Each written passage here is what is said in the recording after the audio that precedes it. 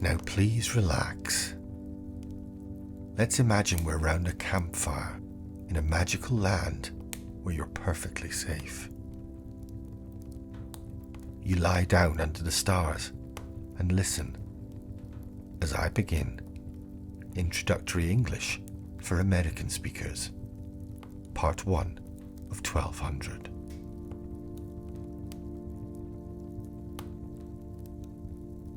Lesson 1.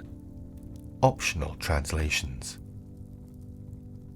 Words like cell phone or sneakers are perfectly well understood, and you may continue to speak American throughout your stay. However, nothing will delight your hosts more than using English where you are able. We'll begin with words you may optionally use for clarity. In each case, the correct word should be said naturally, without additional emphasis. Say rubbish, not garbage. Say bin, not trash. Instead of pants, say trousers. Instead of sweater, say jumper. These trousers are ready for the bin. Rubbish, bin, jumper, trousers. Sneakers becomes trainers. Soccer becomes football. Cell phone becomes mobile. Stores becomes shops. Remember, all these translations are optional, so please relax.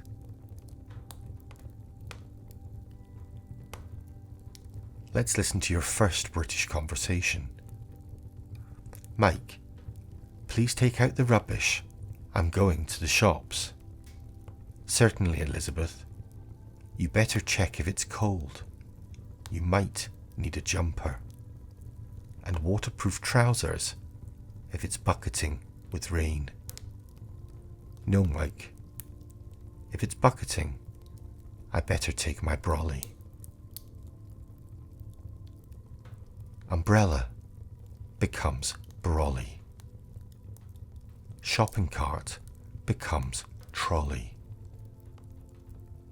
Baseball becomes cricket. Just say the word naturally. Mobile, rubbish, bin, cricket, trolley. Large trucks on the freeway become lorries on the motorway. Soccer becomes football. Freeway becomes motorway.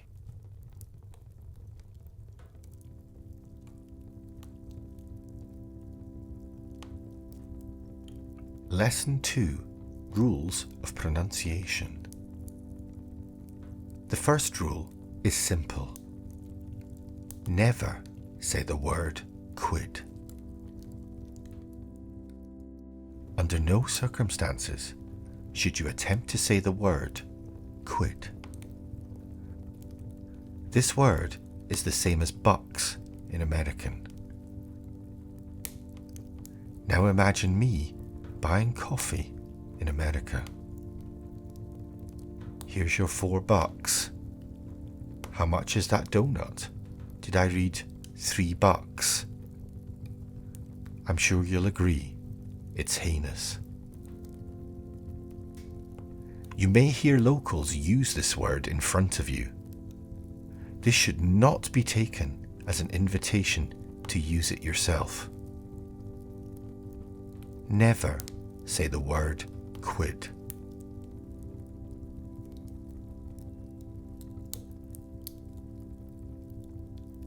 Let's listen to another British conversation. Sarita, are you going to watch the cricket? Yes, we're leaving in 20 minutes. You best take a brolly. Rain is forecast. This is a phrase you'll want to remember. Rain is forecast. Rain is forecast. I must remember my brolly. Why? Because rain is forecast. Sweater becomes jumper. Pants become trousers.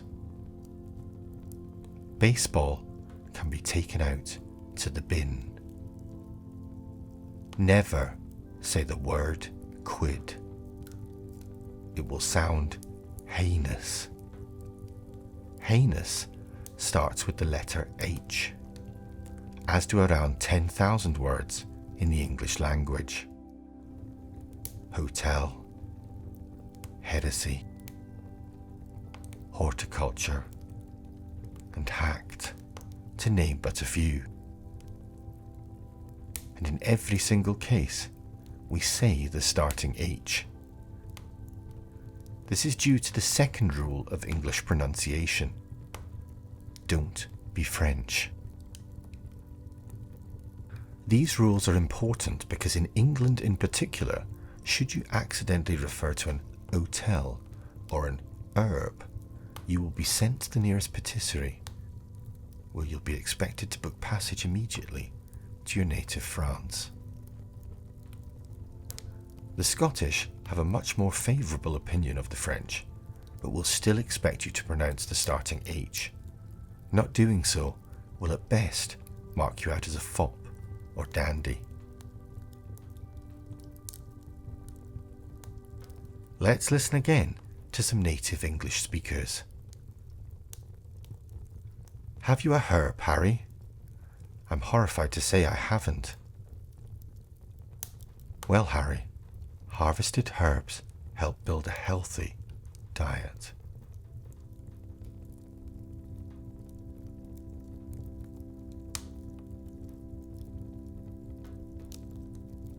The second rule, don't pronounce like the French, is broken for just 2 words.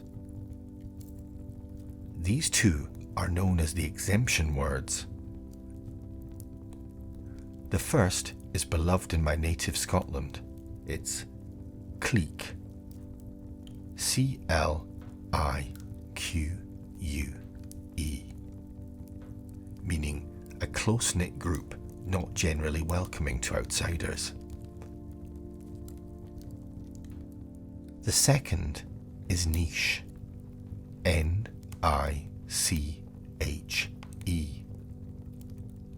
As in a niche market, meaning a specific group of customers with particular needs. Clique, niche. The same in Scottish, English, and French. To mispronounce them would be heinous. Now please relax, soothe yourself, because we're going to talk place names, and these can be particularly stressful for visitors. So breathe in deeply and let me explain. At first sight, towns such as Leicester, spelled L-E-I-C-E-S-T-E-R,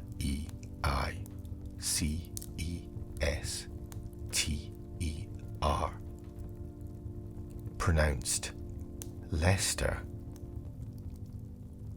or toaster, spelled T-O-W-C-E-T-Z-R,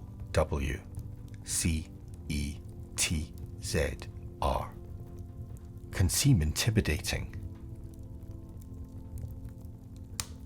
But there's a simple way to remember. It's stop whining and just remember. Leicester, toaster, just remember.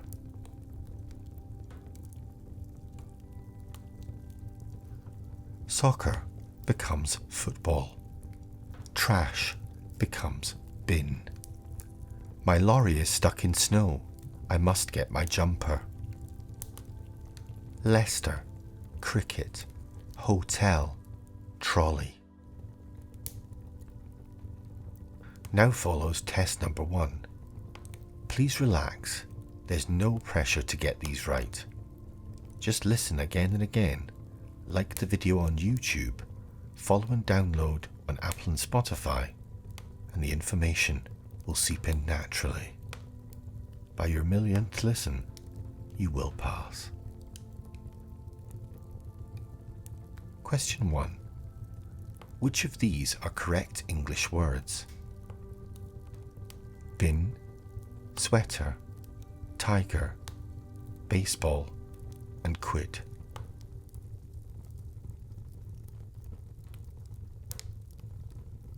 Of course, it's bin and tiger only. And one more that you are not allowed to say, even in your head. Never say the word quid. Question 2. How do you spell Leicester, as in the town of Leicester?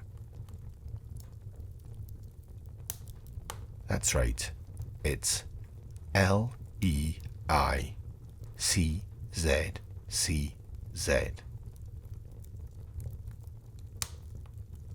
Question 3. Which of these 3 words is a word in both French and English? A. Restaurant. B. Herb. Or C. Gibbon.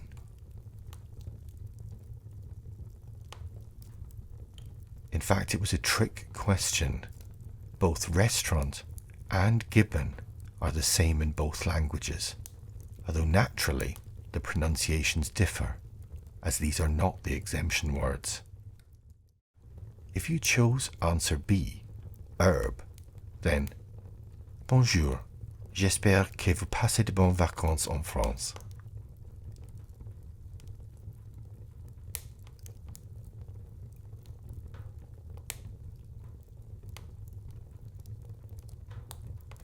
Lesson 3. Visiting the shops. We're going to the supermarket to buy lunch. First, we'll collect our trolley, then head to the fresh fruits and vegetables, where you'll find courgette and aubergine instead of zucchini, and eggplant.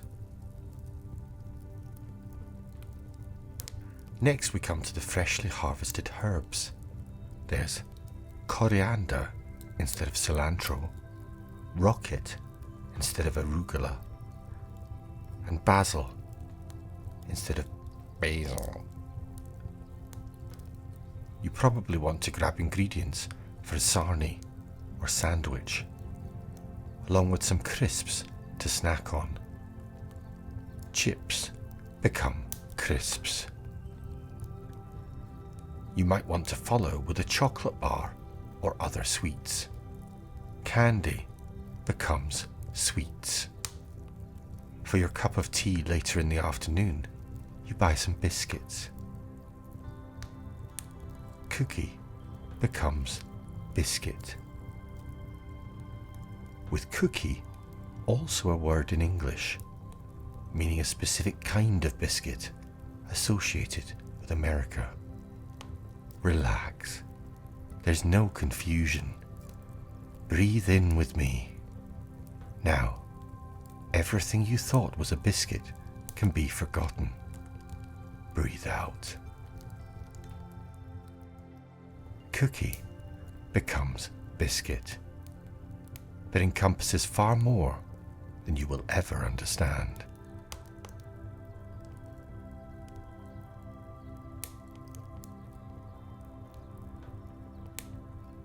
You're finished at the supermarket, so you reach the checkout. That'll be 50 quid, madam. Never say the word quid. You pay, then pack your shopping bags in the boot of your car. Trunk becomes boot. Before you can go home, you must fill your car with petrol. Gasoline is petrol. You ask, how much will a full tank of petrol cost? That'll be 80 quid, madam. Never say the word quid. Chips become crisps. Becomes basil. Soccer becomes football. Rain is forecast. Test number 2. Question. Basil, coriander, parsley, mint, and sage are all examples of what? Go on, say it with me, and break through to a land of calm, peaceful waters. They are all herbs. Don't you feel better? Herbs.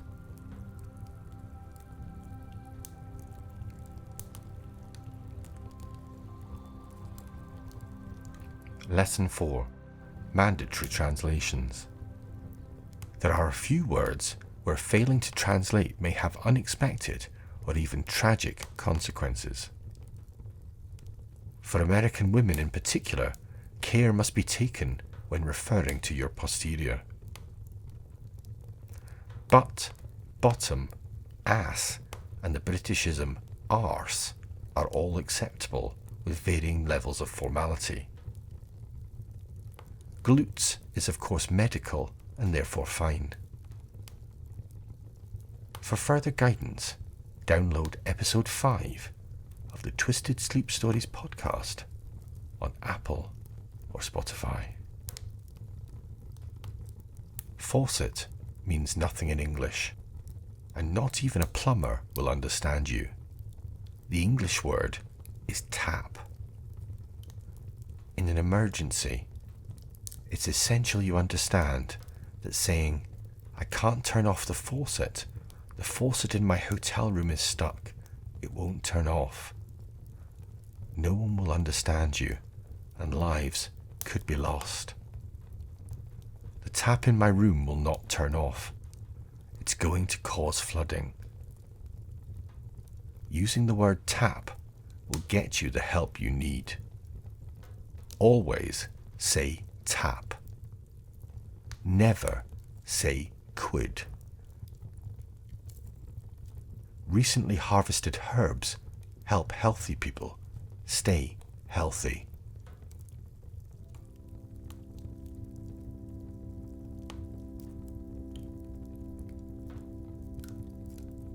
Bangs is gibberish. In English, we say fringe. But we've learned much of the American usage does not translate, even with the correct word. Therefore, it's recommended you shut up entirely about people's haircuts during your trip. Have you seen Taylor Swift's bangs, you might be tempted to say. But don't take offence if you're met with a friendly, no, don't talk rubbish. You sound like a moron.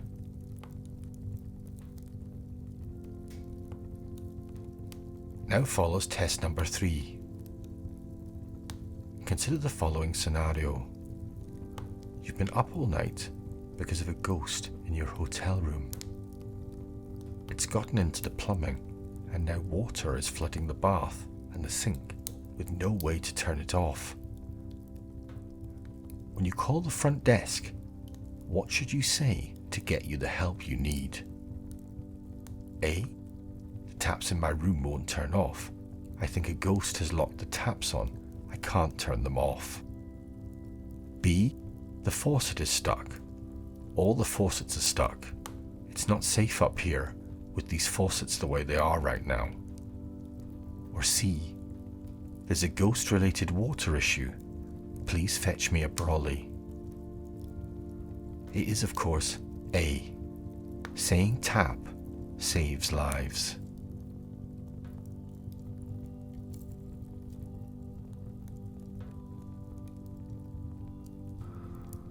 Soccer becomes football. Cilantro becomes coriander. I'm wearing my trousers on the tube. Tube means subway in London. Lesson 5. Words to achieve fluency. Most of the following words have no exact translation in American, but many are simple to incorporate into your daily routine. Kip means sleep. Both as a verb, I'm going to kip for an hour, or as a noun, I just had a nice kip. Typically used to indicate a nap, it's also common to describe having had a good night's kip. Kip means sleep. Knackered means extremely tired.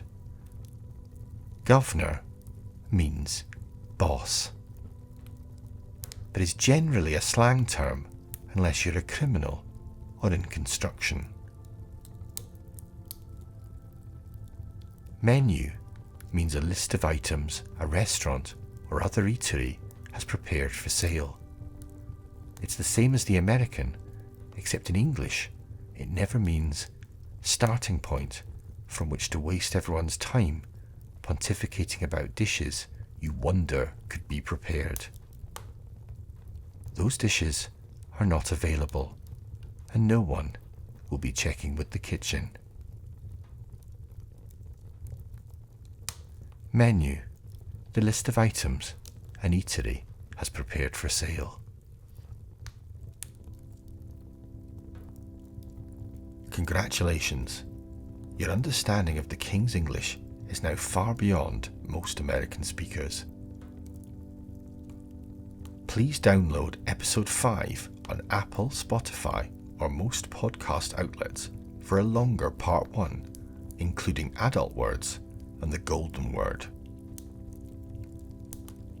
We'll now conclude with an extended review of the words we've learned, interspersed with some more local British conversations.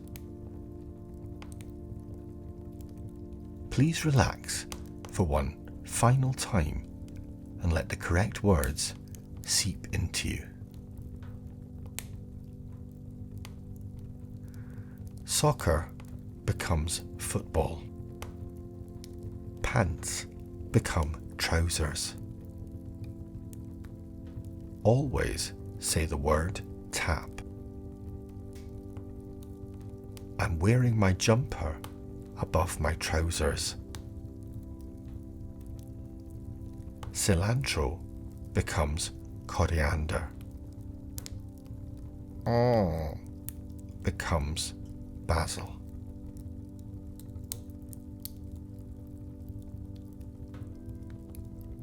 Leicester, toaster, just remember. Gas becomes petrol. Sandwich becomes sarnie. Herbs stay herbs. Cookie becomes biscuit. Are you walking in St. James's Park later?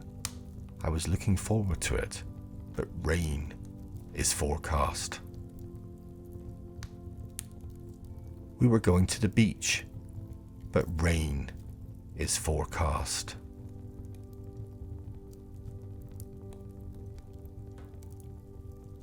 Chips become crisps. Clique, niche, cliché. Candy becomes sweets. Long live King George.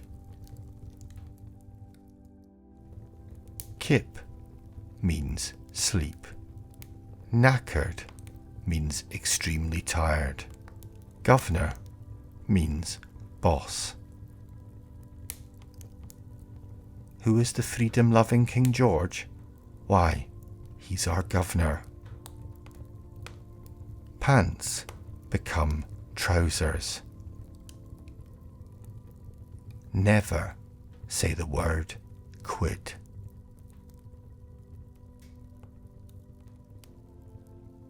We'll close with a section on words where the American English is superior.